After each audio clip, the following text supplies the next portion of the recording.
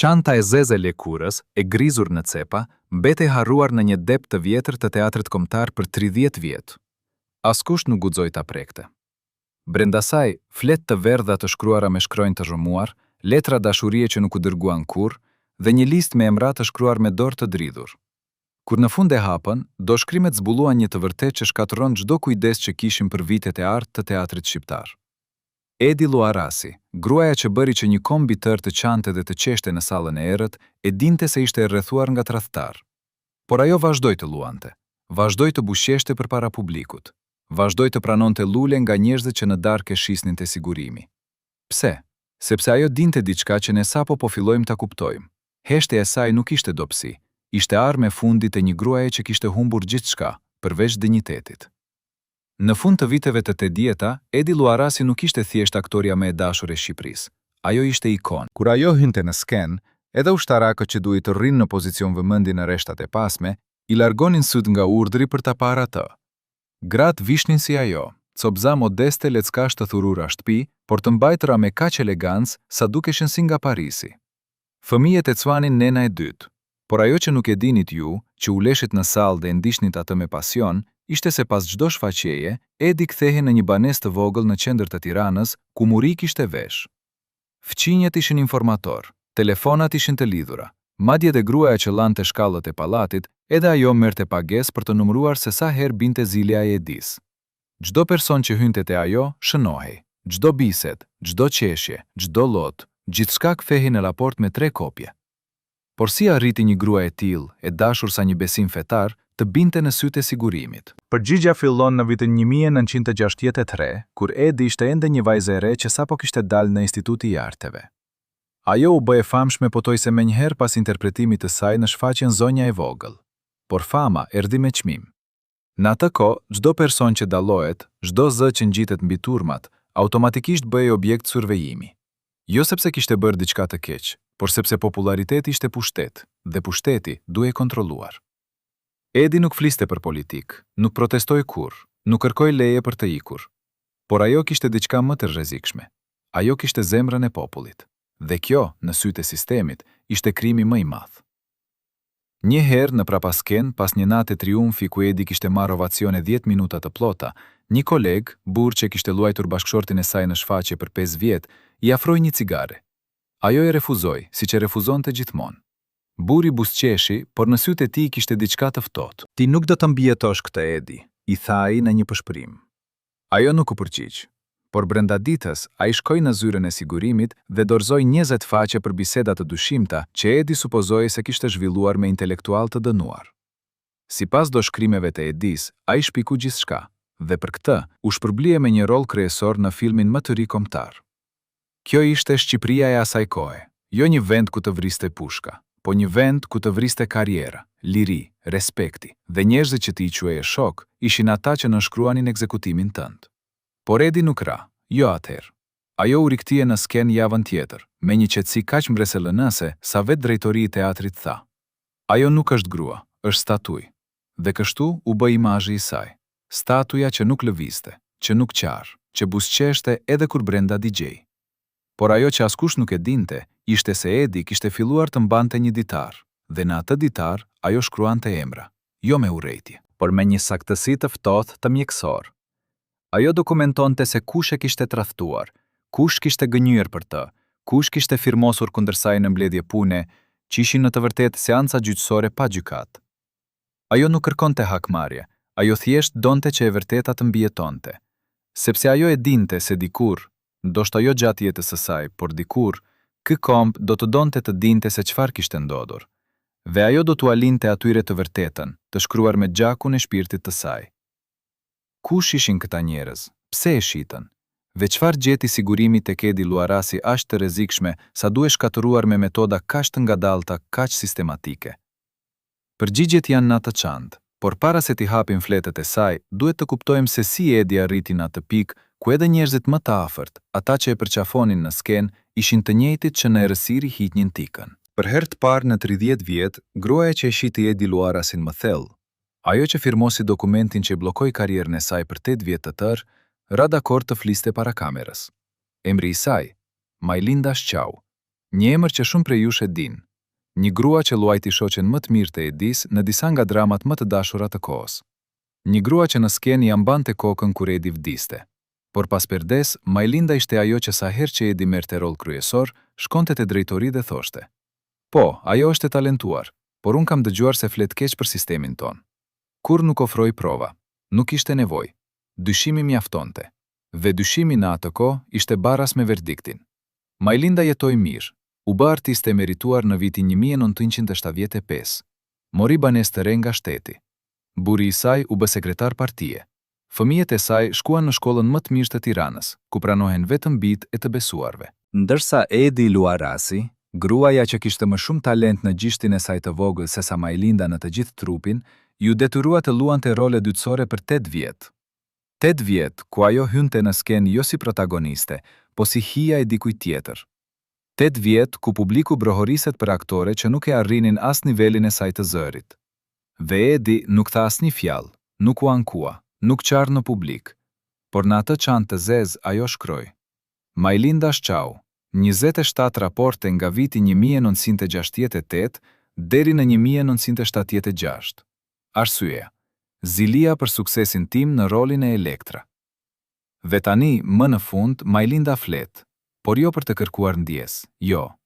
Ajo thot: unë nuk bëra asgjë të gabuar, unë mbrojta vlerat e vendit ton.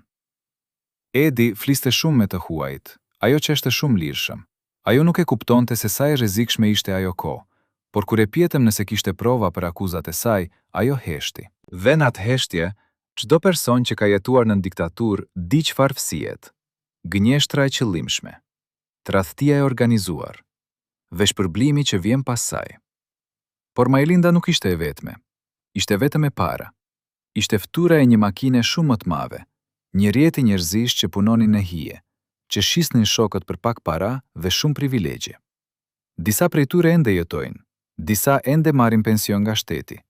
Disa ende shfaqen në evente publike dhe pretendojnë se ishin viktima edhe ata.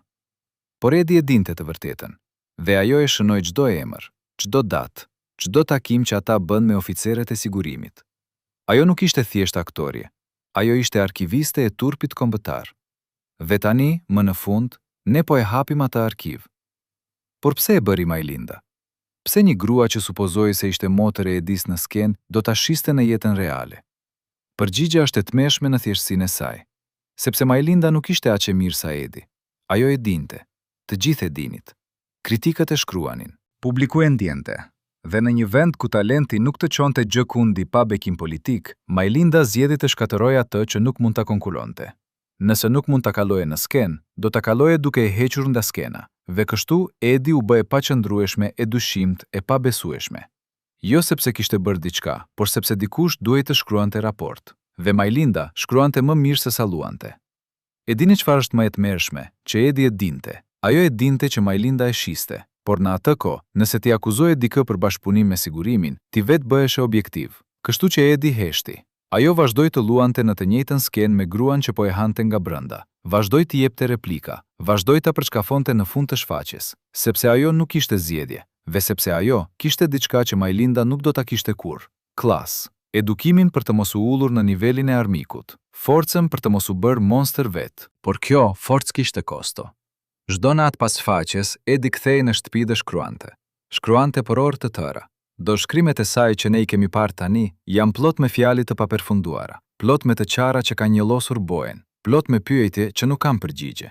Pse unë? Çfarë bëra gabim? A do të më kujtojnë njerëzit kur të gjitha këto të mbarojnë? Dhe këtu është ironia më e hidhur. Po Edi, të kujtojmë, por jo sepse shteti të da tituj, jo sepse të ndërtuan shtatore, po sepse ti refuzove të bëhesh si ata. Dhe kjo, në një kohë kur të gjithë zgjidhen mbi jetesën, bëri që ti të bëhesh e legjend. Çfarë ndodhi pas 8 viteve heshtje? Si u rikthye Edi në skenë? Dhe çfarë ndodhi me Majlindën kur regjimi ra dhe e vërteta filloi të dallë në sipërfaqe? Këto janë pyetjet që po na djegsin gjuhën, sepse historia nuk mbaroi me një dhe përfundim. Ajo mbaroi me një luftë që zgjati deri në frymën e fundit të Edis. Disa betejë të asaj lufte janë kaq të frikshme sa edhe sot. 15 vjet pas rënies së diktaturës, ka njerëz që nuk duan t'i dëgjojnë.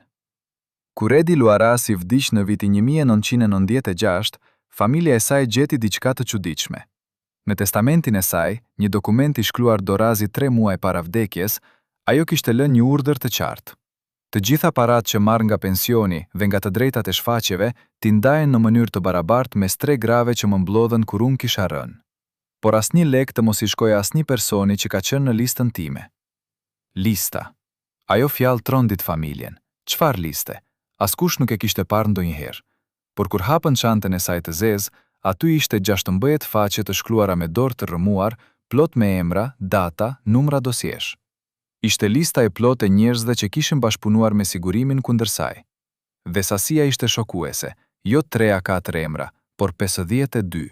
52 njerëz që Edi kishte parë çdo ditë, që kishin darkuar me të, që kishin qeshur me të, që e kishin përqafuar kur fitonte çmime, dhe që në të njëjtën ditë shkonin te oficeri i tyre dhe raportonin.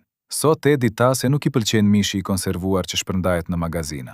Apo, sot Edi pyeti nëse dikush ka dëgjuar Radio Evropa e Lirë. Apo më keq, sot Edi nuk doli në mbledhjen e partisë, mund të jetë shenjë qëndrimi armiqësor. Çdo fjalë e saj, çdo lëvizje, çdo heshtje, gjithçka përdorej kundër saj. Por pse e bëri Edi këtë listë? Pse mblodhi emra për 30 vjet por nuk i denoncoi kurrë? Përgjigjja është në letrën që ajo la në fund të listës. Nuk e bëj këtë për hakmarrje, e bëj për historinë, sepse një ditë ky kom duhet të di se si ishte jeta këtu, dhe duhet të di se tradhtia nuk erdhi nga jashtë, erdhi nga brenda, nga njerëzit tanë, dhe nëse ne nuk e pranojmë këtë, ne nuk do të shërojmë kurrë. Kur familja e Edis tentoi të publikonte listën, ju bë presion. Familja raportoi se kishte marrëthirrje të çuditshme në mes të natës dhe paralajmërime për veprime ligjore. Madje një tentativë për të blerë listën me para të mëdha. Kush donte ta blinte? Dikush që emri i tij ishte në atë listë. Dikush që tani jetonte komodisht, me pension të lartë dhe reputacion të pastër. Dikush që nuk donte që brezi i ri të dinte se çfarë kishte bërë në të shkuarën. Por familja refuzoi dhe tani, për herë të parë, ne po e publikojmë atë listë. Jo të gjithë emrat me njëherë, por një nga një, me prova, me dokumentacion, me dosia që i përkasin çdo rasti. Dhe ky proces nuk do të jetë i lehtë, sepse disa prej këtyre njerëzve ende jetojnë. Disa prej tyre kanë fëmijë dhe nipër që nuk din asgjë për të shkuarën e tyre. Dhe disa prej tyre janë bërë figura publike që flasin për demokraci dhe të drejta njerëzore.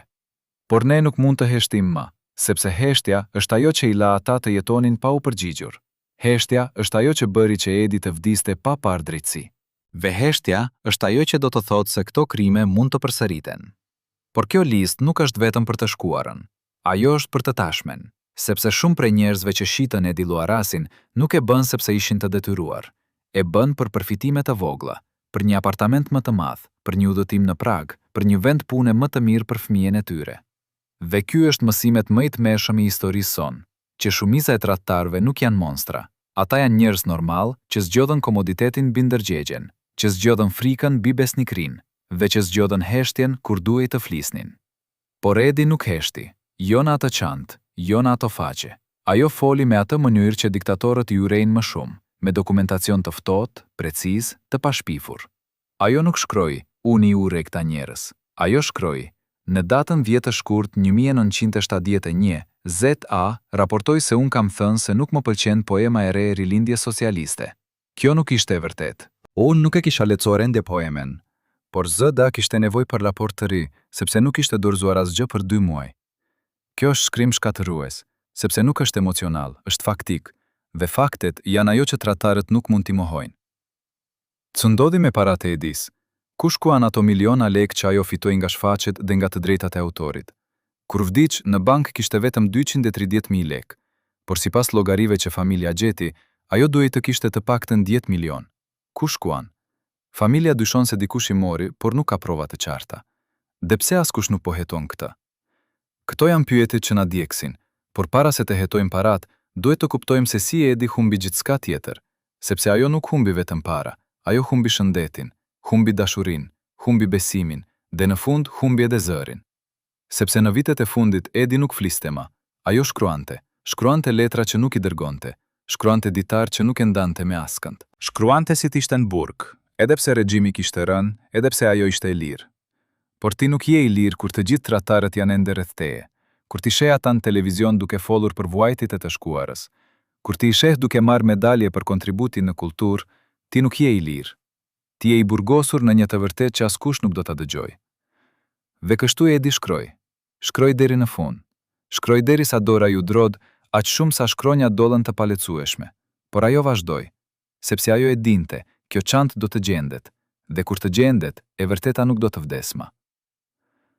Në vitin 1973, Edi Luarasi nënshkroi një dokument që ajo nuk e lexoi kur plotësisht. Ishte kontratë pune me Teatrin Kombëtar. Një tekst 24 faqesh, shkruar me gjuhë juridike kaq të ndërlikuar sa edhe juristët do të lodeshin duke e kuptuar. Por në faqen e 22, në shkronjat vogla, kishte një paragraf që do të ndryshonte gjithçka. Artistja pranon se çdo interpretim publik, çdo shfaqje private dhe çdo deklaratë mediatike duhet të ketë miratimin paraprak të Komitetit të Arteve. Refuzimi për t'i u bindur këtij rregulli do të çojë në pezullimin e pagës dhe anulimin e kontratës pa të drejtë kompensimi. Me fjalë të tjera, Edi nuk ishte më e lirë të zgjedhë se ku do të luante apo çfarë do të thoshte. Ajo ishte bërë zë që kontrollohej nga partia. Dhe kur ajo tentoi të kundërshtonte, kur ajo shkoi te drejtori dhe tha, "Por unë nuk jam politikane, unë jam aktore", ai tha, "Pikrisht për këtë. Nëse ti je aktore, ti je bishti I popullit, dhe populli ka nevojë për udhëzim." Kush e detyroi Edi të nënshkruante? Kush e shkroi atë kontratë? Dhe çfarë ndodhi kur ajo tentoi të shpëtonte? Ajo kontratë nuk ishte e vetmja, kishte edhe një tjetër, një dokument që sigurimi e mbante në një dosie të veçantë me vull të kuqe. Ishte një marrëveshje mbi sjelljen morale. Në të shkruhej: Zënjor Luarasi pranon se çdo marrëdhënie romantike, çdo ndryshim banese dhe çdo udhtim jashtë Tiranës duhet të raportohet dhe të miratohet nga Departamenti I Brendshëm. Mosbindja ndaj këtyre rregullave do të interpretohet si sjellje e paqëndrueshme dhe e papërshtatshme për një artist të popullit. Kjo do të thotë se Edi nuk ishte të drejtë as të dashurohej pa leje, jo sepse ishte e martuar, jo sepse kishte bërë diçka të gabuar, por sepse dashuria ishte e paparashikueshme, dhe çdo gjë e paparashikueshme ishte armike e sistemit. Në një letër që ajo shkroi në vitin 1979, Edi shkroi: "Unë nuk jam njeri më, unë jam kukull që lëviz vetëm kur tërheqin fijen, dhe kur unë tentoj të lëviz vet, ata presin fijen dhe më lën të bie." Por pse I duhej sistemit aq kontroll mbi një aktoreje? Përgjigjja është e tmerrshme në thjeshtësinë e saj, sepse Edi kishte pushtet mbi emocionet e njerëzve. Kur ajo qante në sken, mijëra njerëz qanin me të. Kur ajo qeshte, një kombi tërë harronte vuajtjet. Dhe një pushtet I tillë nuk mund të lihet I pakontrolluar. Sepse nëse Edi mund t'i bënte ata të qanin për një personazh të trilluar, ç'do të ndodhte nëse ajo I bënte të qanin për diçka reale, për uri, për frikë, për padrejtësi? Kjo ishte frika e vërtetë e regjimit. Jo që Edi do të bëhej revolucionare, por që ajo, pa dashje, do të hapte zemrat e njerëzve.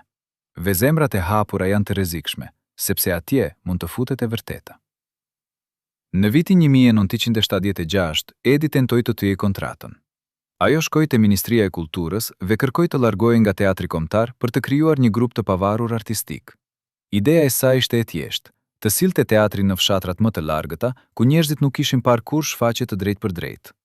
Ajo donte të luante në sheshet e fshatrave, në oboret e shkollave, në fusha të hapura në yj. Por kërkesa e saj u refuzua brenda 3 ditësh. Arsyeja zyrtare, mungesa e kushteve teknike dhe sigurisë së audiencës. Arsyeja e vërtetë, sipas shënimeve të Edis, ministri tha se unë dua të bëhem shumë e dashur në vende ku partia nuk ka kontroll të plotë, dhe kjo është e rrezikshme. Me fjalë të tjera, Edi ishte shumë e fuqishme, dhe ata kishin frikë nga fuqia e saj. Por çfarë do të ndodhte nëse Edi nuk respektonte vendimin? Çfarë do të ndodhte nëse ajo thjesht do të shkonte në fshat dhe do të fillonte të luante pa leje? Përgjigjen e morëm kur gjetëm një raport të datës 27 mars 1976. Në të shkruhej: Subjekti Luarasi u pa duke u ngjitur në një kamion me destinacion fshatin Zerkan. Shoferët janë ndaluar dhe pyetur. Subjekti është kthyer në Tiranë në shoqërim miqësor. Nuk është ndërmarrë veprim disiplinor, por I është bërë qartë se çdo tentative mëtejshme do të ketë pasoja për familjen. Pra, ata e kërcënuan jo ata, por familjen e saj, fëmijën e saj, motrën e saj. Dhe kjo e mbylli Edi, jo frika për veten, por frika për ata që I donte. Dhe kështu ajo u kthye në sken, por tani diçka kishte ndryshuar. Njerëzit që e shihnin tha se buzëqeshja e saj ishte bërë më e hollë. Zëri I saj kishte humbur atë ngrohtësinë që dikur e bënte të paharrueshme. Ajo po shtërohej në atë që sistemi e donte, një makinë që prodhonte emocione të kontrolluara, jo një artist që ndjente gjëra të vërteta. Por brenda saj ajo ende shkruante, ende regjistronte, ende mbante shënim. Dhe në atë çantë të zezë ajo shtoi një faqe tjetër. Emri i juristit që shkroi kontratën time. Z.R. Ish mik i babait tim, i cili erdhi në shtëpinë tonë 3 ditë para nënshkrimit dhe më këshilloi për të mirën time që të mos lexoja detajet. Edi nuk e quajti këtë tradhtar, ajo e quajti kollaborim për mbijetesë, por rezultati ishte i njëjtë. Ajo u shit, dhe ai që e shiti jetoi mirë. A kishte Edi ndonjë zgjedhje tjetër?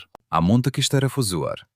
Këto janë pyetjet që na mundon, sepse ne duam të mendojmë se në vendin e saj ne do të ishim më të fortë. Por e vërteta është se shumica prej nesh do të bënim të njëjtën gjë, do të nënshkruanim, do të heshtnim, do të luanim lojën, sepse alternativa ishte zhbërja e plot, jo vetëm e jotja, por e të gjithë atyre që i doje. Dhe kjo është tmeri i vërtet i diktaturës. Ajo nuk të vret menjëherë, ajo të jep zgjedhje, ajo të bën bashkëpunëtor në shkatërimin tënd, dhe pastaj ajo të fajson ty për zgjedhjen që ke bërë.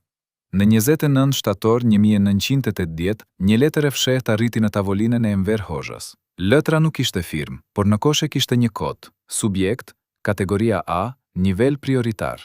Brenda saj ishte një listë e 20 artistëve që supozoi se po humnin orientimin ideologjik dhe po shfaqnin shenja dekadence perëndimore. Emri i parë në atë listë, Edi Luarasi. Arsyeja. Subjekti ka filluar të refuzojë role që përfshin përshkrimin e armikut të klasë. Kjo interpretohet si humbje besimi ndaj linjës së partisë.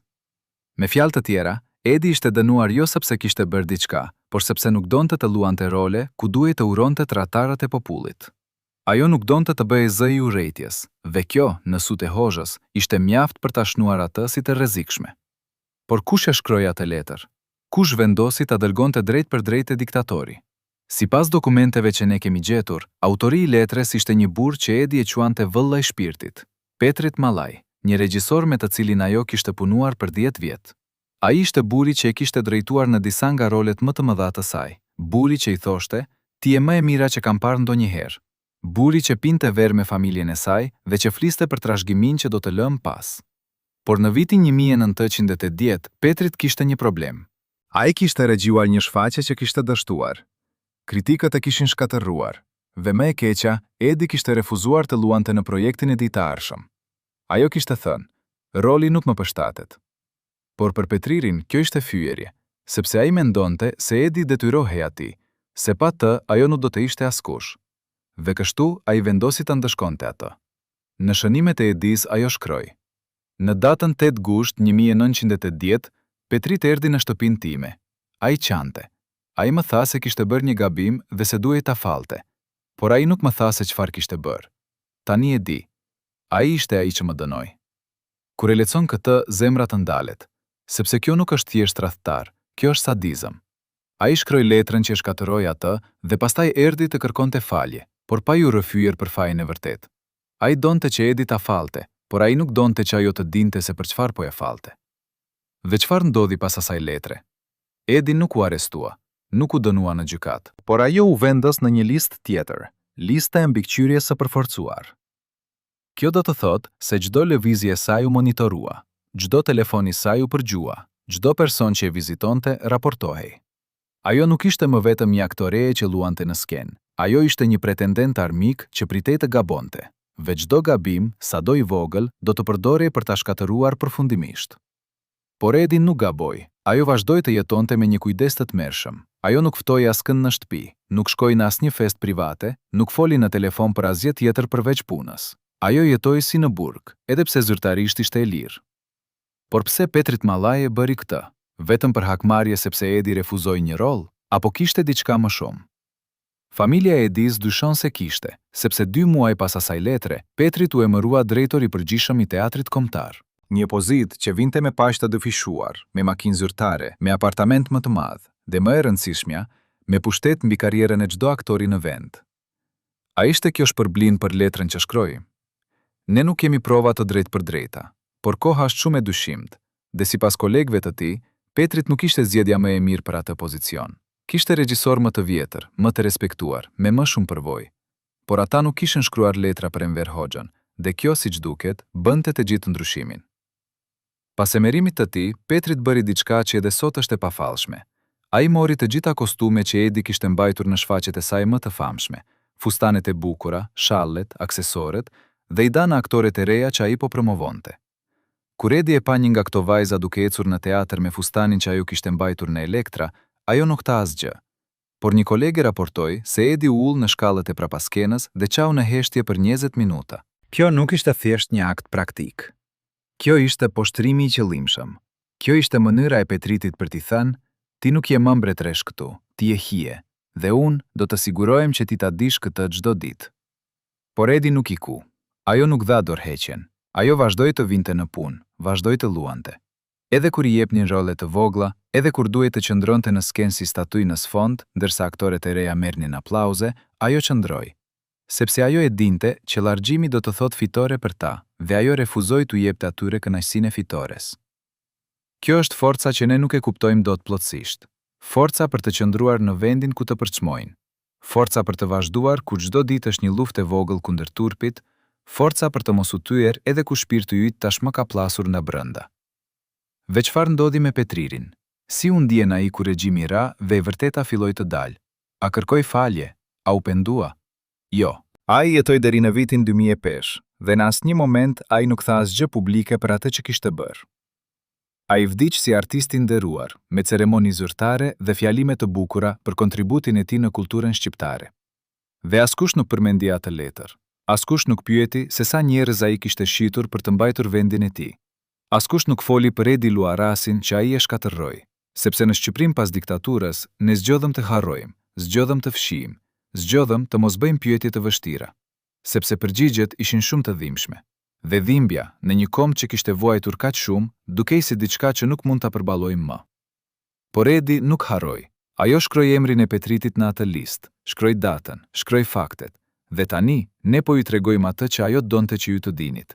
Se tradhtaria nuk është abstrakt. Ajo ka emra, ka data, ka fytyr.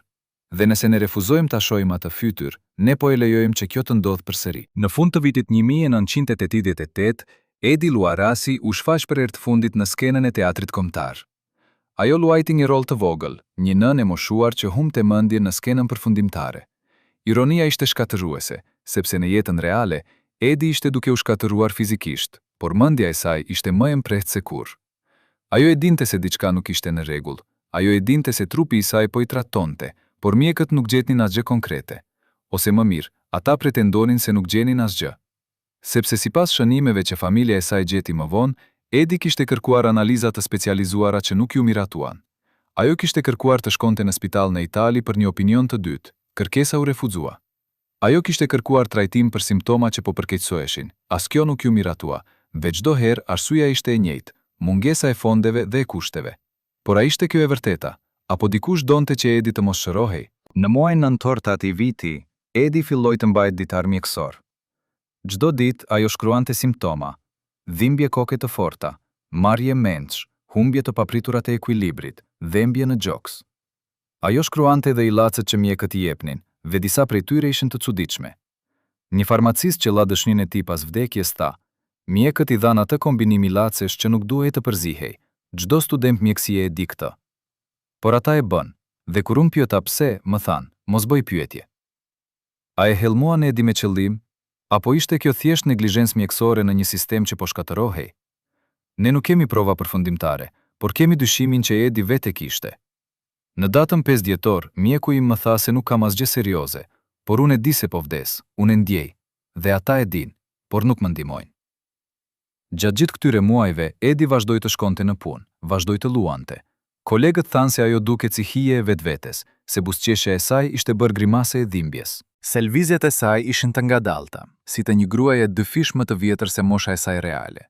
Por askush nuk pyeti, askush nuk e ndaloi. Askush nuk tha: Edi, ti duhet të pushësh, ti duhet të shërohesh.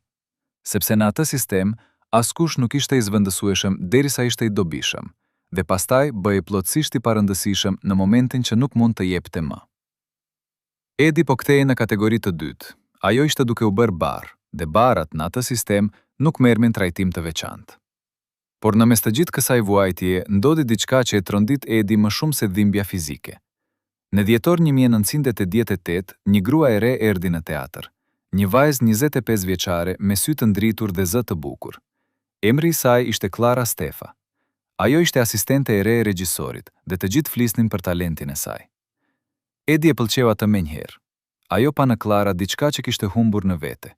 Shpresen, besimin se bota mund të ndryshoj. Dhe kështu, Edi filloi ta mësonte atë. I tregoi atë sekretet të zërit, të lëvizjes, të shprehjes. I dha atë këshilla që vetëm decenjet e përvojës mund t'i japin. Dhe Klara duke i mirënjohëse, duke i devotshme, duke i si vajza që Edi nuk ishte pasur kurrë. Por pas 3 muajsh Edi gjeti diçka të çuditshme. Ajo kishte lënë çantën e saj të vogël në garderobë, dhe kur u kthye, pa se disa letra mungonin. Letra që ajo kishte shkruar për djallin e saj, letra intime, plot me shqetësime për shëndetin e saj, me pyetje për të ardhmen, me frikë për atë që do të ndodhte me familjen pas vdekjes së saj. Kush do t'i merrte ato letra, dhe pse? Edis ju desh vetëm një javë për ta kuptuar, sepse 20 ditë më vonë, drejtori e thirri në zyrë dhe i leçoi pjesë nga ato letra, letra që supozoi se ishin private. Ai tha, këtu shkruan se nuk besonte sistemet që janë ndërtuar për të mbrojtur artistin. Çfarë do të thuash me këtë? Edi nuk ju përgjigj, ajo vetëm pyeti, kush ju a dha? Dhe drejtori buzëqeshi. Ai nuk tha emër. Por Edi e kuptoi. Je vetmja person që kishte qasjet e çanta e saj në atë kohë, ishte Klara. Kur Edi e përballoi Klarën, vajza qau. Ajo tha, më detyruan, më thanë se nëse nuk I jap ato letra, nuk do të më japin rollin që më kishin premtuar. Ve Edi, në vend që të shpërthente, thjesht tha, dhe ti zgjodhje rolin. Klara nuk ju përgjigj, ajo thjesht I ku, dhe Edi shkroi në ditarin e saj. Unë nuk jam e zemruar me Klarën, unë jam e shkatëruar, sepse ajo ishte shpresa ime e fundit se gjenerata e re do t'jetë ndryshe. Por nuk është. Ata po bëhen si ne. Ata po zgjedhin mbijetesën mbi nderin. Dhe kjo do të thotë se asgjë nuk do të ndryshoj kurrë. Por historia e Klarës nuk mbaroi atje. Ajo vazhdoi të punonte në teatr, mori role të mëdha, u bë artiste e merituar në vitin 2001. Dhe kur gazetarët e pyetën për Edi Luarasin, ajo tha, ajo ishte mentorja ime. Ajo më mësoi gjithçka. Por ajo nuk përmendi kur letrat, nuk përmendi tradhtin. Nuk përmendi se si ajo mori rolin e parë të saj, duke shitur sekretet e gruas që e donte si nën. Sepse Klara, si shumë të tjerë, kishte mësuar rregullin kryesor të mbijetesës. Mos prano kurrë atë që ke bërë. Fshihe nga kujtesa. Rishkruaj historinë. Bëhu viktime dhe ti, sepse nëse të gjithë janë viktima, atëherë askush nuk është fajtor. Por Edi nuk e harroi. Në çantën e saj të zezë, ajo shtoi një faqe tjetër. Klara Stefa. Mori letrat e mia private në mars 1989. Drejtuesi I teatrit e shpërbleu me rolin kryesor në Halili dhe Hajria. Ajo më kërkoi falje më vonë, por vazhdoi të luaj. Kjo është gjenerata e re. Edhe ata zgjedhin të njëjtën rrugë, dhe kjo është mësimi më I trisht I historisë së Edis, se tradhtia nuk ishte vetëm për diktaturat e vjetër. Ajo vazhdoi të trashëgohet, vazhdoi të mësohet si mënyrë jetese, sepse nuk është sistemi që na bën tradhtar. Jemi ne që zgjedhim ta bëhemi. Çfarë ndodhi me shëndetin e Edis në muajt e fundit? Si u përkeqësua aq shpejt? Ve pse askush nuk e ndalloi kur ishte ende koha? Këto janë pyetjet që na mundon, sepse ne duam të besojmë se dikush do ta kishte shpëtuar atë, por e vërteta është se askush nuk e bëri. Jo sepse nuk e donin, por sepse donë të mos përzihen, sepse frikë të mos bëhen edhe ata objektiv, sepse zgjodhen heshtjen mbi guximin. Dhe heshtja, si gjithmonë, ishte bashkëfajësja më e madhe. Sipas dëshmive që dolën më vonë, ekzistonte një grup I fshehtë, 5 njerëz që thuhet se mblidheshin çdo të mërkurë në një apartament të vogël në rrugën Kavajës, një banesë që zyrtarisht regjistrohej si depo e kostumeve të teatrit, por në realitet ishte doma ku vendosej fati I çdo artisti në vend. Në tavolinë u leshin drejtori I teatrit kombëtar, sekretari I Komitetit të Kulturës, një mjek që askush nuk e njihte me emër, një grua nga sigurimi që mbante notebook me kopertinë të kuqe, dhe Agim Qela, ish bashkëshorti I Edis, burri që ajo kishte dashuruar dikur më shumë se jetën, por që shumë besonin se ishte bërë një nga ata që kontribua në shkatërimin e saj. Në ato mbledhje nuk diskutoheshin shfaqje, nuk planifikoheshin role. Aty vendosej se kush do të vazhdonte të merrte pagesë të plotë dhe kush do të zvogëllojë në status vëzhgimi. Aty vendosej se cilit artist do t'i jepej leje për trajtim mjekësor jashtë vendit dhe cilit do t'i refuzohej. Aty vendosej se kush ishte ende I dobishëm dhe kush ishte bërë problem që duhet zgjidhur me kohë. Dhe në mbledhjen e datës 23 shkurt 1989, emri I Edi Luarasit u diskutua për 26 minuta të plota. Gruaja nga sigurimi lexoi një raport që fillonte me fjalët: Subjekti po demonstron rezistencë të qëndrueshme ndaj udhëzimeve. Subjekti refuzon të jap intervista ku lavdërojnë arritjet tona kulturore. Subjekti ka filluar të shkruajë ditar. Përmbajtja e saktë është ende e panjohur, por burimet tona konfirmojnë se shkruan çdo natë për orë të tëra. Ky sjellje tregon për strukturim të mendimeve armiqësore dhe përgatitje për dokumentacion që mund të përdoret më vonë kundër shtetit.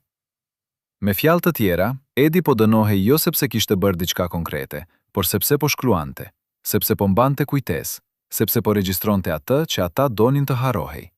Dhe kjo, në sytë e atij grupi, ishte më e rrezikshme se çdo protestë e hapur. Sepse protestat mund të shtupen, por ditar që mbahen në heshtje mund të mbijetojnë dekadat. Mund të dalin në dritë kur ata që shkruan ato janë tashmë në pushtet. Dhe kjo frika nga e vërteta e shkruar, ishte ajo që i bënte ata të vendosnin se Edi Luarasi duhej menaxhuar me kujdes të veçantë. Mjeku që ulej në atë tavolinë nuk ishte mjek i thjeshtë. Ai ishte ai që vendoste se cilet artistë do të merrnin certifikata pa aftësi e pune dhe cilet jo. Ai ishte ai që nënshkruante për ilacet që mund të jepeshin dhe për ato që duhet të refuzoheshin. Dhe në atë mbledhje, ai tha diçka që ngriu dhomën. Pacientja Luarasi ka kërkuar analizë për gjendjen e zemrës dhe të mushkërive. Analiza tregojnë anomali, por jo kritike. Megjithatë, nëse ne e mbajmë atë në rutinën aktuale pa pushim mjekësor, gjendja e saj do të përkeqësohet natyrshëm brenda 6 deri në 8 muaj. Nuk kemi nevojë për veprime të drejtpërdrejta, vetëm për vonesë të qëllimshme të trajtimit. Pra plani nuk ishte ta vrisnin Edi, ishte ta linin të vdiste ngadalë, ishte t'i mohonin ndihmën që trupi i saj po kërkonte me britma heshtjeje. Ishte ta mbajnë në skenë derisa zemra e saj do të ndaloj vetë. Dhe pastaj do të thonin, ishte fatkeqësi, ishte natyra, ishte dashuria e saj e tepërt për punën që konsumoi. Kush do të kundërshtonte? Kush do të pyeste? Askush. Sepse në atë kohë, askush nuk guxonte të pyeste mjekët që punonin për shtetin. Agim Qela, burri që dikur e kishte mbajtur Edi në krah kur ajo çante nga lumturia e rollit të parë, nuk tha asgjë gjatë asaj mbledhjeje. Ai vetëm nënshkroi në fund të raportit. Nënshkrimi i tij ishte miratimi përfundimtar, sepse ai kishte të drejtën ligjore si ish bashkëshort për të vendosur për çështje mjekësore nëse ajo nuk mund të vendoste vetë, dhe me që Edi ishte shpallur në gjendje emocionale të paqëndrueshme, ata e kishin dhënë atë pushtet atij, dhe ai e përdori atë pushtet për të lejuar atë të vdiste. Jo sepse e urrente, por sepse ai kishte zgjedhur anën tjetër. Kishte zgjedhur karrierën, privilegjet, sigurinë, dhe për të mbajtur ato, duhej të heqte dorë nga gruaja që dikur e quante ylli i shpirtit tim. Pas asaj mbledhjeje, Agim shkoi drejt për drejt në një restorant ku festoi promovimi i tij si këshilltar kryesor i ministrit të kulturës. Ai piu verë të kuqe të shtrenjtë, ai qeshi me kolegë, ai dëgjoi fjalime që lavdëronin për kushtimin e tij ndaj vlerave tona. Dhe askush në atë darkë nuk e pyeti se ku ishte Edi. Askush nuk e përmendi emrin e saj, sepse ajo tashmë ishte bërë fantazm. Dhe fantazmat nuk ftohen në festa. Por çfarë nuk e dinit ata, çfarë askush nga ata 5 nuk e imagjinonte, ishte se Edi e dinte për ekzistencën e atij grupi. Ajo nuk e dinte se ku mblideshin, nuk e dinte se kush takoheshin, por ajo e dinte se ekzistonin. Sepse ka gjëra që ti mund t'i ndjesh edhe pa i parë. Ka vendime që ti mund t'i lehtësosh në sytë e njerëzve që të rrethojnë edhe kur ata nuk flasin. Dhe Edi kishte mësuar të leconte ato shenja. Kishte mësuar të shihte se kush i shmangej shikimin kur ajo hynte në dhomë. Kush fliste me zë më të ulët kur ajo afrohej. Kush kërkonte justifikime të panevojshme për vendime që ishin marrë tashmë. Dhe në çantën e saj të zezë ajo shkroi: Ka një grup që vendos për mua, nuk i di emrat e të gjithëve, por i di pasojat e vendimeve të tyre. Dhe një ditë dikush do të gjejë se kush ishin, jo unë, por historia. A mund ta kishte ndaluar dikush atë grup?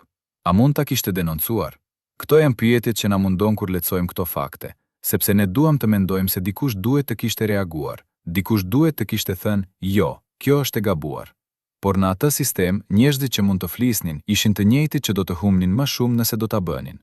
Dhe kështu ata zgjodhen heshtjen, zgjodhen të shikojnë nga ana tjetër, zgjodhen të besonin se nuk ishte puna e tyre. Dhe kjo zgjedhje kolektive, kjo heshtje organizuar, ishte ajo që e bëri Shqipërinë e asaj kohe jo thjesht një vend me diktaturë, por një vend ku diktatura jetonte në çdo dhomë, në çdo familje, në çdo miqësi që kishte frikën si bazë.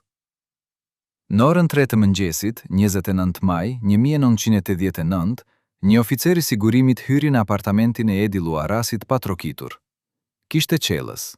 Qelsa ishin dhënë nga vetë pronari i pallatit, një burr që zyrtarisht punonte si inxhinier, por që në realitet ishte informator me paqë të dyfisht. Oficeri nuk erdhi vetëm. me të ishte një grua e re që mbante një çantë të vogël lëkure. Qëllimi ishte i thjeshtë, të gjejnë ditarin që Edi po shkruante dhe nëse e gjenin, ta zvendësonin me një version të falsifikuar që Edi po shkruante, dhe ta zvendësonin me një version të falsifikuar. Versioni falsifikuar do të përmbante fjalë të ngjashme, por me tone më pozitiv ndaj sistemit. Do të përmbante shprehje mirënjohjeje për mundësitë që më janë dhënë. Do të hiqte çdo akuzë kundër kolegëve. Do të bëjë testament i bukur që mund të lehtësohej publikisht pas vdekjes së saj. Por ajo natë, oficeri nuk e gjeti ditarin, sepse Edi kishte ndryshuar vendin ku e fshihte. Nuk ishte më në sirtarin nën shtrat, nuk ishte më në dollap mes fustarëve.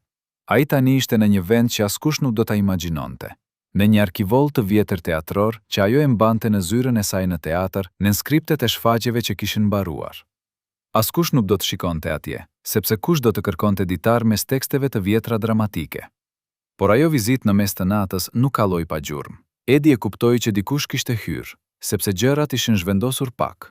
Qelsi i derës ishte kthyer në drejtim tjetër. Një libër në tavolinë ishte vendosur me mbulesën poshtë, diçka që Edi nuk e bënte kurrë. Dhe më e rëndësishmja, në banjë kishte një erë e lehtë cigare, një lloj cigare që Edi nuk e pinte, por që ishte e njohur si marka që jepej vetëm për punonjës të sigurimit. Kjo nuk ishte parano, kjo nuk ishte imagjinat, kjo ishte fakt, dhe në çantën e saj Edi shkroi: Në datën 29 maj, dikush ka hyrë këtu ndërsa unë flija. E di nga era e cigareve dhe nga pozicioni i librit që e kisha lënë. Nuk kam marrë asgjë, por ata kërkuan diçka, ndoshta ditarin, por nuk e gjetën, sepse unë e lëviza një javë më parë. Unë po luaj llojin e tyre, por unë po e luaj më mirë. Dhe kështu filloi një betejë e heshtur mes Edis dhe atyre që donin ta zhbirnin kujtesën e saj. Çdo javë ajo ndryshonte vendin ku e fshishte ditarin. Çdo javë ajo shkruante me kode të vogla në skajet e faqeve, data dhe orë ku shkruante. Kështu që nëse dikush do ta zvendësonte atë, nuk do të mund të riprodonte detajet. Ahomagje filloi të shkruante me dorë të majtë për disa faqe, në mënyrë që firma grafologjike të ishte e ndryshme dhe të vështirë për të falsifikuar. Kjo nuk ishte thjesht mbrojtje, kjo ishte luftë inteligjencje. Kjo ishte një grua që kishte kuptuar se nëse ajo do të mbijetonte, jo fizikisht, por si dëshmi, ajo duhej të mendonte si armikët e saj. Por lufta më e madhe nuk ishte me sigurimin, ishte me dikë që ishte shumë më afër. Në qershor të atij viti, djali i Edis, një djalë 28 vjeç që kishte studiuar inxhinieri dhe që punonte në një ndërmarrje ndërtimi, erdhi në shtëpinë e saj me një propozim. Ai tha: "Nën, dua që ti të më japësh pushtet për të menaxhuar financat e tua, sepse ti nuk je mirë, dhe unë nuk dua që të bësh gabime me paratë që ke fituar." Ajo ishte një kërkesë që dukej e arsyeshme. Ishte një kërkesë që çdo nën do ta pranonte nga djali i saj. Por Edi ndjeu diçka që nuk ishte në rregull, sepse djali i saj nuk ishte ardhur vetëm. Me të kishte një natar, një burr që mbante dokumente tashmë të përgatitara, tashmë të shkruara, që kërkonin vetëm në shkrimin e saj. Dhe kur Edi pyeti: "Pse ke sjell notar pa më thënë më parë?" Djali i saj u nervozua. Ai tha: "Sepse nuk e kohë, sepse ti je sëmurë, sepse dikush duhet të kujdeset për këto gjëra para se të jetë shumë vonë." Edi nuk e nënshkroi atë dokument. Ajo tha: "Jo sot, dua të mendoj." Dhe kur djali i saj doli nga dera me fytyrë të zemruar, Edi e dinte se diçka kishte ndryshuar përgjithmonë. Ai nuk kishte ardhur me dashuri, ai kishte ardhur me urgjencë. Ai kishte ardhur si dikush që po ndjek udhëzime të dikujt tjetër. Dhe ajo e shkroi: "Djali im, i dashuri i vetëm që kam në këtë botë, është dërguar të më marrë paratë. Nuk e di nëse ai e di se po përdoret, apo nëse ai ka zgjedhur të bashkëpunojë me ata që më dëmtojnë, por rezultati është i njëjtë, edhe ai tani është kundër meje." Pyetja që na mundon është: a ishte djali i Edis thjesht viktimë e presionit? A e detyrua nata ta bënte këtë? Apo ai kishte zgjedhur paratë mbi nënën?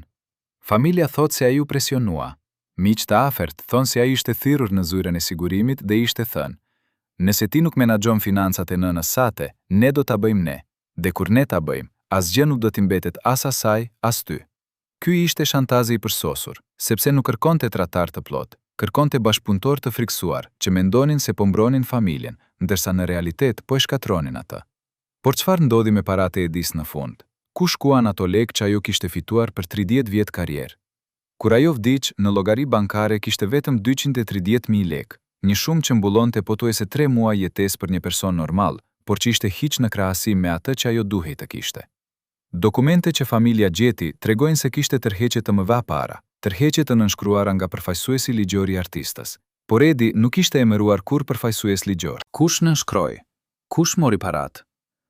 Familja dyshon se ishte djalli i saj, nën presion apo nën urdhër. Por nuk ka prova përfundimtare, sepse të gjitha regjistrat e asaj periudhe janë humbur kur arkivat e bankave kaluan në sistemin e ri pas viteve të 90-ta. Dhe kjo është tradhtaria më e dhimbshme, jo ajo e kolegëve që ajo nuk i donte më, por ajo e djalit që ajo e donte me gjithë shpirt. Sepse kur një koleg të tradhtonte, ti mund të mësoje të uresh, por kur të tradhtonte djalli yt, edhe nëse ai e bën nën presion, çfarë ndjen? Çfarë mund të shkruash në ditar kur zemra tyje në dy mënyra njëkohësisht, nga dhimbja e tradhtisë dhe nga dashuria që nuk mund ta fshish? Në 20 dhjetor 1989, një burr pa emër erdhi në teatr dhe kërkoi të takonte Edi Luarasin. Ai nuk dha arsye, nuk tregoi nga vinte, nuk tregoi se kush e dërgonte, por ai insistoi se duhej të fliste me të privatisht. Rozha e teatrit. Një burr i vjetër që punonte atje për 40 vjet, e njohu menjëherë. Ai ishte nga ata njerëz që nuk sillnin lajme të mira. Ishte nga ata që vinin me mesazh që nuk duhen dëgjuar, por që duhen dëgjuar megjithatë. Dhe kur Edi zbriti nga prova dhe pa atë burr të ullur në korridorin e errët me duar të shtrëngura mbi gjunjë, ajo e dinte tashmë se ajo që do të dëgjonte do ta ndryshonte gjithçka. Ata follën vetëm 15 minuta. Askush nuk i dëgjoi, askush nuk u fut brenda. Por kur burri doli, fytyra e tij ishte e skuqur sikur të kishte qarr, dhe kur Edi u kthye në provë, kolegët thanë se dukej si të kishte parë një fantazm.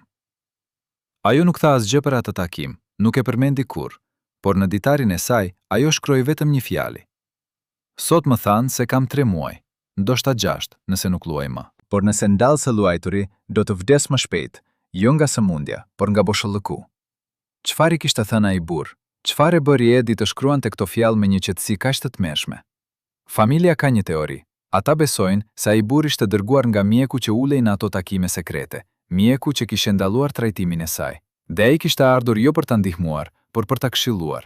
Nëse ti tërhiqesh tani, nëse ti pushon së luajturi dhe shkon në shtëpi, ne do të japim barnat që ke nevojë. Por nëse ti vazhdon të dallësh në skenë, nëse ti vazhdon të jesh e dukshme, atëherë ne nuk mund të bëjmë asgjë. Me fjalë të tjera, ata po i ofronin Edi një marrëveshje. Zhduken nga sytë e publikut, ve ne do të lëmë të jetosh pak më shumë. Por nëse ti refuzon të zhbatesh, ti do të vdesh para kohe. Dhe Edi, me një guxim që ne nuk e kuptojmë dot plotësisht, zgjodhi të vdes në skenë, sepse për Edi, jeta pas skenë nuk ishte jetë, ishte mbijetesë. Dhe mbijetesa e thjesht nuk ishte mjaft. Ajo nuk donte të jetonte 3 muaj më shumë në një dhomë të errët duke pritur të vdiste. Ajo donte të kalonte çdo ditë që kishte mbetur duke bërë atë që e bënte të ndiej gjallë, edhe nëse ajo do ta vriste, edhe nëse dhimbja do të ishte padurueshme. Sepse për artistin e vërtet, skena nuk është vend pune, është frymëmarrje. Dhe ti nuk mund të jetosh pa frymëmarrje, edhe nëse ajo po të helm. Por kush ishte ai burr? Pse erdhi ai vetë dhe jo dikush tjetër? Dhe çfarë ndodhi me të pas asaj dite? Emri i tij nuk është regjistruar në asnjë dokument. Gjurmët janë fshirë, por roja e teatrit para se të vdiste tregoi gjithçka, i cili para se të vdiste në vitin 2015 tha: "Ai burr që erdhi atë ditë, unë e pash përsëri." Në varrimin e Edis, ai qëndroi larg në fund të varrezave, dhe kur u largua, ai qante. Ndoshta ishte pendes, ndoshta ndërgjegje që erdhi shumë vonë, ose thjesht një burr që kishte kryer punën e tij dhe tani po jetonte me pasojat dhe që tani po jetonte me pasojat e saj. Pas atij takimi, Edi nuk ndryshoi asgjë. Ajo vazhdoi të shkonte në prova, vazhdoi të luante, madje ajo kërkoi të luante më shumë. Ajo donte të ishte në çdo shfaqje që ishte e mundur, dhe drejtori, i cili e dinte që ajo po vdiste, i cili kishte marrë udhëzime për të mos e mbingarkuar, filloi ta vendoste në role më të vogla, në skena më të shkurtra, në momente që nuk kërkojnë energji fizike të madhe. Por Edi luftoi. Ajo kërkoi role më të mëdha. Ajo insistoi se mund t'i bënte.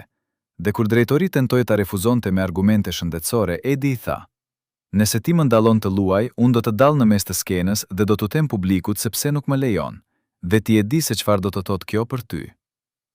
Kjo ishte kërcënim që funksiononte, sepse drejtori kishte më shumë frikë nga skandali publik se sa nga vdekja e një aktoreje. Dhe kështu, ai e linte Edi të luante. E linte të DJ, e linte të konsumoj në skenë natë pas nate, derisa trupi i saj nuk do të mbante më.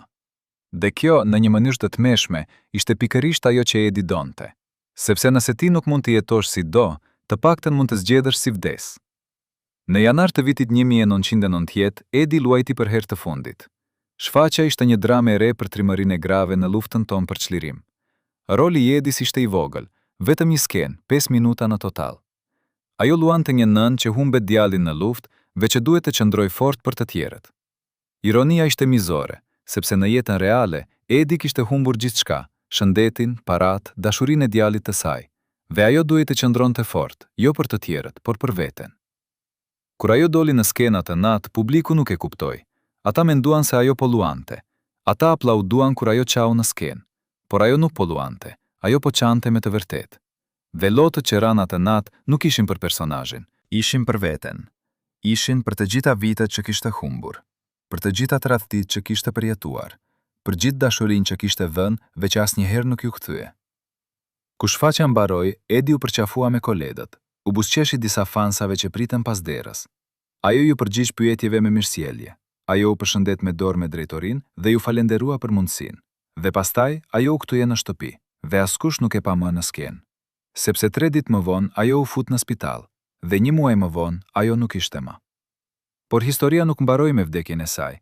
Ajo mbaroi me atë që familja gjeti kur u kthye në shtëpinë e saj për të sistemuar gjërat. Atje në zyrën e vogël ku ajo shkruante, ata gjetën një tabelë të madhe prej letre, të ngjitur në mur, mbulluar me një perde, ku Edi kishte vizatuar një rjet. Në qendër të rjetit ishte emri i saj, dhe rreth saj, të lidhura me vija të kuqe, ishin 52 emra. Emrat e të gjitha atyre që e kishin shitur. Dhe në kryet listës, me shkronja më të mëdha se të tjerat, ishte emri i djalit të saj. Ajo tabel nuk ishte për publikim, nuk ishte për hakmarrje, ishte për të kuptuar. Ajo ishte përpjekja e Edis për të organizuar kaos në që e kishte shkatëruar. Për ta parë atë si sistem, jo si seri keqfatësish. Për ta kuptuar se si njerëzit lidhen, si tradhtia përhapet, si një vendim i vogël krijon zinxhir që përfundon me shkatërim. Dhe në fund të asaj tabele, ajo kishte shkruar vetëm një fjali. Kjo nuk është për t'i ndëshkuar ata, kjo është për t'i mësuar të tjerët se si të mos bëhen si ata. 20 ditë para se Edi të vdiste, një grua hyri në dhomën e saj të spitalit pa u njoftuar. Ajo nuk ishte infermiere, nuk ishte mjeke, ajo ishte Flutura Kamberi, aktoria që kishte luajtur me Edi në vitet e para, ajo që dikur e quante, motra ime e vërtet, ajo që kishte qëndruar pranë saj kur burri e tradhtoi herën e parë. Por tani, Flutura erdhi me një çantë të vogël në dorë dhe me sy që nuk guqonin të takoheshin me sytë e Edis. Ajo ul në skajin e krevatit dhe tha: "Unë kam ardhur të kërkoj diçka, jo për mua, por për djalin tënd." Edi, e dobësuar aq shumë sa zëri i saj ishte vetëm një pëshpërim, pyeti: "Çfarë ka djali im të bëj me ty?"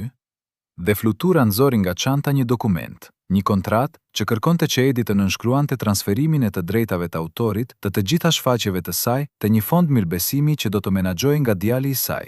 Por në të vërtetë, sipas tekstit të vogël në fund, menaxhimi do të kalonte automatikisht te Komiteti i Kulturës nëse djali nuk do të ishte në gjendje të kryente detyrën. Kjo nuk ishte kërkesë nga djali, kjo ishte presion nga ata që e kishin përdorur atë. Ata po e dërgonin Fluturën, gruan që Edi e besonte më shumë se kushdo tjetër, për ta manipuluar në shtratin e vdekjes. Dhe Flutura me lot në sy tha: "Edi, nëse ti nuk e nënshkruan këtë, ata do ta dëmtojnë djalin tënd. Ata më tanë se do ta akuzojnë për vjedhje dhe do ta dërgojnë në burg, dhe unë nuk mund ta lejoj këtë. Të lutem, nënshkruaje." Edi e shikoi Fluturën për një kohë të gjatë, dhe pastaj tha: "Flutura, ti erdhe te mua me dokument që do t'ia marr djalit tim, gjithçka që unë kam ndërtuar. Dhe ti po më thua se po e bën për të mirën e ti, por e vërteta është se ti po e bën sepse ty të kam premtuar diçka. Çfarë të kam premtuar? Një rol, një çmim, një pension më të lartë?" Flutura nuk ju përgjigj, ajo thjesht u ngrit dhe iku, dhe Edi shkroi në fletën e fundit të ditarit të saj që e kishte fshehur në jashtëk. "Edhe ajo që unë e quaja motër, erdhi të më vjet kur isha duke vdekur. Nuk ka më askënd." Por kjo vizitë nuk ishte e vetmja. Ditën tjetër erdhi një burr që pretendoi se ishte avokat i familjes. Ai solli dokumente për rregullimin e pronave. Ai kërkoi të dinte se ku ishin ruajtur veprat e saj të pabotuar, skriptet, letrat. Ai tha se familja dëshiron t'i ruajë ato në mënyrë të sigurt, por Edi e kuptoi. Ata po kërkonin ditarin, ata po kërkonin listën, ata po kërkonin të gjitha gjurmët që ajo kishte lënë. Dhe ajo edhe në atë gjendje tha: "Asgjë nuk është këtu, gjithçka është djegur." Avokati u mërzit. Ai insistoi se kjo nuk është e mundur, por Edi përsëriti: "Është djegur, dhe ju nuk do ta gjeni kurrë." Ai doli i zemruar, dhe Edi qeshi, një të qeshur të hollë të dimshëm që e bëri infermierët ta shikonin me shqetësim. Sepse ajo kishte fituar betejën e fundit. Ata nuk do ta gjenin kurrë ditarin, sepse ai nuk ishte në spital. nuk ishte në shtëpinë e saj. Ai ishte në arkivolinë e teatrit, ku askush nuk do të shikonte për 10 vjet. Çfarë mendoni ju? A ishte e drejtë që Edi të gënjente në shtratin e vdekjes? A ishte kjo mënyrë e fundit për të mbrojtur nga ata që e kishin shkatëruar? Apo ishte thjesht një grua e lodhur që nuk besonte më askënd? Në orën 5 të mëngjesit, vjet shkurt 1990, Edi Luarasi vdiq. Ajo ishte vetëm. Djali i saj nuk ishte atje. Flutura nuk ishte atje. Askush nga ata që ajo kishte dashuruar ose që kishin pretenduar se e donin, nuk ishin në atë dhomë. Kishte vetëm një infermiere të re, një vajzë 20 vjeçare që kishte filluar punë vetëm 2 javë më parë, e cila mbajti dorën e Edis, ndërsa ajo jepte frymën e fundit. Dhe kjo vajzë, që nuk e kishte njohur Edi Luarasin përpara, që nuk e kishte parë kurrë në skenë, që nuk e dinte asgjë për dramën e jetës së saj, ishte e vetmja që qau për të në atë moment. Ajo qau sepse pa një grua të vetmuar që vdiste pa asnjë nga njerëzit e saj. Ajo qau sepse ndjen se diçka ishte shumë e gabuar në atë pamje. Dhe kur mjekët erdhën për të konfirmuar vdekjen, ajo pyeti, ku është familja e saj? Dhe një mjek i vjetër tha vetëm, ajo nuk ishte familje.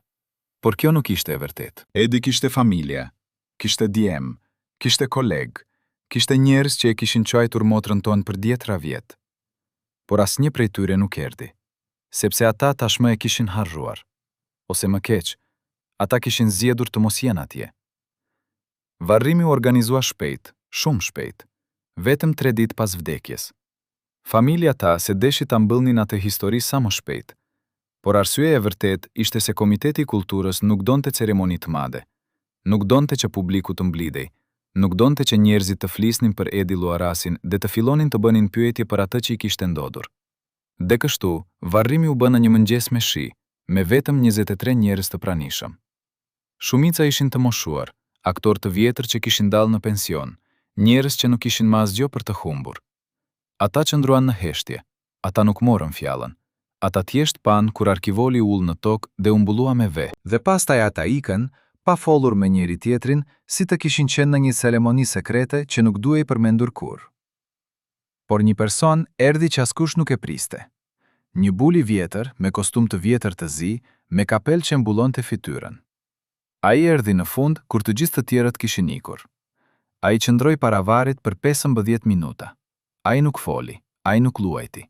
Ai thjesht qëndroi. Dhe kur u kthye për të ikur, roja e varezave, që kishte qenë duke vëzguar, pyeti, kush jeni ju? Dhe buri tha vetëm, dikush që e donte atë kur askush tjetër nuk e bëri. Dhe pastaj iku. Askush nuk e pyeti emrin, askush nuk e ndjekur, por disa mendojnë se ai ishte vetë mjeku, ai që kishte firmosur për vonesën e trajtimit, ai që kishte qenë pjesë e atij grupi sekret, ai që ndoshta në fund kishte ndier peshën e fajit. Pas varrimit, djali i Edis vë intervistë për një gazetë të vogël lokale. Ai tha, nëna ime ishte grua e fortë që dha gjithçka për artin. Ajo jetoi me dinjitet dhe vdiq në paqe. Por fjalët e tij ishin të zbrazta, sepse ata që njihnin Edi e dinin se ajo nuk vdiq në paqe. Ajo vdiq e vetmuar, e tradhtuar, e shkatëruar nda njerëzit që supozohej se duhej ta mbronin. Dhe kur gazetari pyeti, a kishte ajo ndonjë dëshirë të fundit, djali u hezitua. Dhe pastaj tha, ajo donte që puna e saj të kujtohej, por ai nuk përmendi listën, nuk përmendi ditarin, nuk përmendi asgjë nga e vërteta që ajo kishte shkruar për 30 vjet, sepse ai, si shumë të tjerë, kishte zgjedhur të mbyllte syt dhe të jetonte sikur asgjë nuk kishte ndodhur. Por e vërteta nuk vdes me njeriun që e shkruan. Ajo vetëm pret kohën e duhur, pret duar të duhura, pret guximin e duhur. Dhe në vitin 2022, kur arkivat e Teatrit Kombëtar u hapën për restaurim, një punonjës i ri gjeti një arkivol të vjetër me mbishkrim, skriptet e refuzuara, 1980. Ai e hapi atë, dhe brenda, në skriptet e vjetra, ai gjeti një çantë të zezë të lëkurës. Dhe kur e hapi atë çantë, ai gjeti faqet që Edi kishte shkruar. Ai gjeti emrat, ai gjeti datat, ai gjeti listën e plotë të 52 njerëzve që e kishin tradhtuar. Dhe për herë të parë, 33 vjet pas vdekjes së saj, e vërteta doli në dritë. A mendoni se ata njerëz që e shitën Edi duhet të jenë të fajshëm edhe sot? Apo koha duhet t'i ketë fallur? Ve çfarë mendoni për djalin e saj? A ishte ai viktim apo bashkëpunëtor? Kur lista u publikua, reagimi ishte shkatërues. Disa nga emrat në atë listë ende jetonin. Disa kishin vdekur, por fëmijët e tyre jetonin me emrat e tyre. Disa ishin bërë figura publike, drejtor, mësues, gazetar, që flisnin për vlerat demokratike dhe drejtësinë sociale. Dhe tani, emrat e tyre ishin në një listë të shënuar nga dora e një gruaje që ata kishin shkatruar. Reagimi i parë ishte mohimi. Kjo është e rreme, thanë ata. Edi Luarasi nuk shtroi kur diçka të tillë, por analizat e shkrimit të dorës konfirmuan, ishte e saj. Pastaj erdhi justificimi. Ne ishim të detyruar. Ne nuk ishim zgjedhje. Por dokumentet tregonin se shumë prej tyre kishin shkruar raporte vullnetarisht, pa qenë të pyetur, vetëm për të marrë përfitime. Klara Stefa, ajo që kishte vjedhur letrat e Edis, u përball me gazetarët në shkallët e shtëpisë së saj. Ajo mohoi gjithçka. Unë kur nuk kam tradhtuar Edi Luarasin, tha ajo me zë të ashpër. Unë e doja atë si nën. Por kur gazetari nxori kopjen e raportit që ajo kishte dorëzuar, raport që përmbante fjalët e sakta nga letrat private të Edis, Klara nuk tha më asgjë. Ajo thjesht mbyll derën. Dhe nga ajo ditë, ajo nuk u shfaq më në publik. Karriera e saj mbaroi. Jo me vendim gjyqësor, por me turp. Turpin që publiku ja hoqi çdo mundësi për të folur përsëri. Majlinda Shqau, ajo që kishte shkruar raportet e para kundër Edis, kishte vdekur në vitin 2017. Por vajza e saj që ishte bërë gazetare e njohur, doli në televizion dhe tha: "Nëna ime nuk ishte tradhtare. Ajo ishte grua e friksuar në një sistem brutal." Por kur lista u shfaq, emri i nënës së saj ishte atje me 27 raporte. Jo 1, jo 2, 27. Dhe vajza, për herë të parë, u përball me të vërtetën që kishte mohuar gjithë jetën, se nëna e saj kishte jetuar mirë sepse kishte shitur të tjerët. Ajo kishte apartamentin e saj të bukur sepse kishte dorëzuar shokët. Ajo kishte pensionin e saj të lartë sepse kishte nënshkruar në akuza të rreme. Ve tani, vajza duhet jetonte me atë trashëgimi. Por personi më i heshtuar në të gjithë këtë ishte djalli i Edis. Ai nuk dha intervista. Ai nuk doli në publik. Ai nuk komentoi, sepse emri i tij ishte në atë listë, dhe ai ishte i pari. Dhe kjo e dëmtoi më shumë se çdo gjë tjetër, sepse nëse kolegët e tradhtuan Edi për karrierë, ai e tradhtoi për pasuri. Nëse të tjerët e shitën për frikë, ai e shiti për para. Dhe kjo e bën më të rëndë, sepse një nën mund të falë shumë gjëra. Por tradhinë e gjallit të saj, tradhinë e atij që ajo e donte më shumë se gjithçka, kjo është plagë që nuk mbillet kurrë. Dhe çfarë ndodhi me ata që mbijetuan dhe që emrat e tyre nuk ishin në listë? Ata që kishin refuzuar të bashkëpunonin me sigurimin, që kishin humbur punë dhe mundësi, që kishin jetuar në hije për të mbrojtur dinjitetin e tyre? Për ta, lista e Edis ishte justifikim. Ishte provë se ata kishin qenë të drejtë. Ishte konfirmim se heshtja dhe vuajtja e tyre nuk ishte qenë kot. Dhe disa prej tyre, tani të moshuar dhe të harruar, u ndjen të shpërblyer jo me para, jo me famë, por me diçka më të rëndësishme, me të drejtën për të ndjerë të pastër. A është kjo drejtësi? Apo është thjesht hakmarrje e vonuar që nuk ndrek asgjë? Çfarë mendoni ju? A duhet që emrat e tradhtarëve të publikohen edhe kur ata kanë vdekur? Apo duhet që fëmijët e tyre të mbrohen nga turpi i brezit të kaluar? Sot, 33 vjet pas vdekjes së Edi Luarasit, çanta e saj e zezë ndodhet në Muzeun Kombëtar të Historisë. Ajo është vendosur në një vitrinë të veçantë me dritë të butë që nuk e dëmton lëkulën e vjetër. Pranë saj është lista, e shtypur në një panel të madh me të gjithë 52 emrat. Vizitorët vinë çdo ditë, disa çajnë, disa qëndrojnë në heshtje. Disa fotografojnë emrat dhe i dërgojnë në rrjete sociale me hashtag që thotë "Mos harroni kurrë". Sepse lista e Edis nuk është vetëm për të shkuarën. Ajo është paralajmërim për të tashmen. Ajo është kujtesë se tradhtia nuk vjen gjithmonë nga armiqt. Ajo vjen nga njerëzit që ulën në tavolinën tënde, nga ata që buzëqeshin në skenë dhe shkruanin raporte pas perdesh, nga ata që thotë të dua dhe nesër të shesin për çmim që nuk ja vlen as vetë jetës së tyre. Por çfarë ndodhi me paratë e Edis që u zhdukën? Kush i mori ato? Familja tentoi të hetoj, por të gjitha dokumentet ishin humbur në kaos të tranzicionit. Banka tha se nuk kishte regjistrime për ato vite. Djali i saj mohoi se kishte marrë diçka më shumë nga ajo që i takonte. Por disa dokumente që dollën më vonë tregojnë se një sasi e madhe parash u transferua në një llogari që ishte regjistruar në emrin e një fondacioni kulturor. Fondacion që nuk ekziston më sot dhe që nuk ka lënë asnjë gjurmë. Kush e krijoi atë fondacion? Kush e mbyll? Kush i mori paratë? Pyetjet mbeten pa përgjigje, dhe kjo ndoshta është padrejtësia më e madhe. Se Edi jo vetëm u tradhtua, por edhe u grabitet. Dhe grabitësit jetuan mirë, të mbrojtur nga haresa dhe nga papërgjegjësia e një sistemi që refuzoi të bëjë pyetje të vështira. Por e vërteta më e rëndë që e din Allah nuk është lista e emrave, është pyetja që ajo shkroi në faqen e fundit të ditarit të saj. Nëse ju do të ishit në vendin tim, çfarë do të bënit? A do të heshtit për të mbijetuar? A do të flisnit ve të humbisnit gjithçka? A do të bëheshit si ata që ju dëmtuan? Apo do të vazhdoni të jetonit me digjitet edhe kur askush nuk po shikon? Kjo është pyetja që çdo brez duhet ta përballojë, dhe përgjigjja që japim përcakton se çfarë lloj njerëzish jemi. Sot në Shqipëri ekziston një çmim i ri, çmimi Edi Luarasi për guxim artistik. Jepet çdo vit për artistin që refuzon të kompromisojë artin për pushtet, për atë që flet të vërtetën edhe kur është e dhimbshme, për atë që zgjedh dinjitetin mbi karrierën.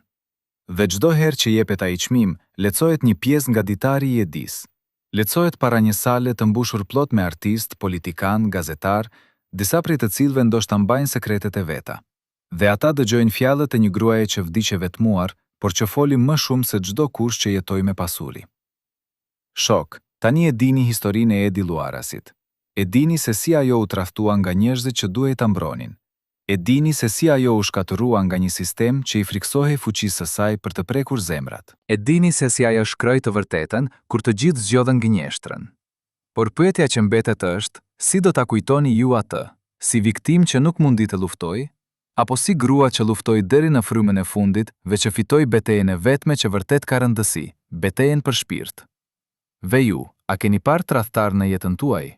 A keni njohur njerëz që shisnin të tjerët për përfitime të vogla? A mendoni se Shqipëria e sotme është e ndryshme nga ajo e Edis, apo mentaliteti i tradhtisë vazhdon të jetojë në forma të reja? Shkruani në komente. Na tregoni nëse në qytetin tuaj, në familjen tuaj, në vendin tuaj të punës, ka ende njerëz që jetojnë mirë sepse dikur shitën dikë tjetër. Sepse nëse ne nuk flasim për këtë, nëse ne nuk e përballojmë këtë, historia do të përsëritet. Ve Edi Luarasi do të ketë shkruar kot. Shtypni like nëse besoni se e vërteta duhet thënë edhe kur dhemb. Pajtohuni në kanal nëse doni të dëgjoni më shumë histori për njerëz që refuzuan të thyen. Dëmbani mend, heshtja nuk është mbrojtje. Heshtja është zgjedhje, dhe çdo zgjedhje ka pasojë.